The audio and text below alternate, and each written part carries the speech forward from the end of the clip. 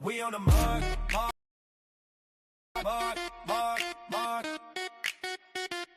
We on the mark, mark, mark, mark, mark.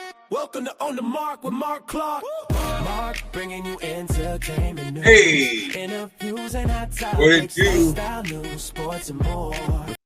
Welcome to On the Mark with Mark Clark, and today we're talking about time and money. I got my oldest. I have 3 daughters. My oldest is in med school, and she called this morning, and she had some great news.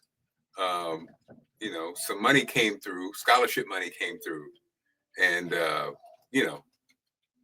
she was excited about it, and I was excited for her, and I used this time to tell her that money and time. What did I say? I said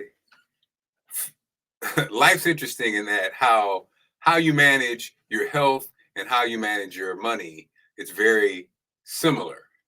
When it comes to money, if you save, you put away for a rainy day, you manage your money, you maintain good credit, it puts you in a position to win.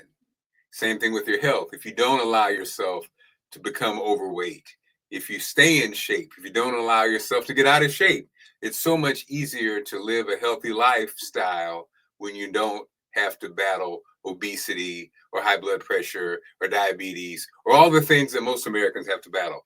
And when you're young and you got that young body, taking advantage of that is so smart. And so I thought about that today. Actually, I was got my swim on today. I go to the YMCA, and the thing I love about the YMCA is it's a whole bunch of old folks, okay? I'm 59. I'm talking about people in their 70s and 80s and 90s who are still working out. And you always will get a nice nugget if you pay attention. And I talk to everybody. So I'm in the locker room talking to folks, at the pool talking to folks, in the weight room talking to folks. So I ran into a friend of mine, 82 years old. And he was saying that he used to swim a mile. When he worked out at the pool, he would swim a mile. I think he said 3 times a week. And now at 82, he's cut it down to a half mile because he said he could no longer do a mile. It was too much for him. And so he does the 18 laps, which is a half mile. So I said to myself, as somebody who I love going to the gym, but I got to say I am impatient. And a lot of times when I'm in the pool, I don't get my laps in because I just get distracted and bored. And so today, in addition to getting a workout in, I wanted to swim, and I was not going to leave the pool until I did 18 laps. And I did accomplish that goal. Ring the bell, ding, ding, ding, ding. Yes. And so because what I realized in our conversation, my conversation with the 82-year-old, was I love the fact that he had a benchmark that he worked with.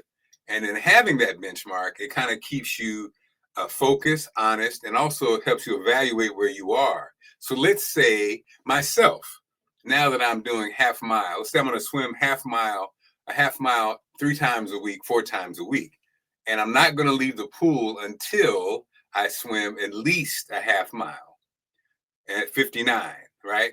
So 10 years from now, when I'm 69, let's say I've been doing it the whole time, and I might have to slow down, or I might pick it up, or between now and then, I might pick it up. But I'm just saying these benchmarks help you manage your fitness and manage your time.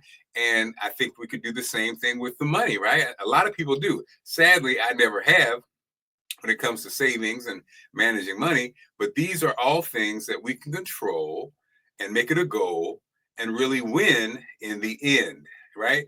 I wanted to hop on and talk about that because that's been on my mind. And also, I wanted to shout out to all those people who have been working out consistently over the years. Because what I realize is so many of us were athletes and then fell off, or never were athletes and got into the gym and then fell off. So I think the average person, I don't know what the numbers are, but I know around this time is when people start making New Year's resolutions, and why some people don't like them. I like them, but the numbers show that people make the resolutions, and then by, what do they say? Before the end of January, most people have stopped their progress.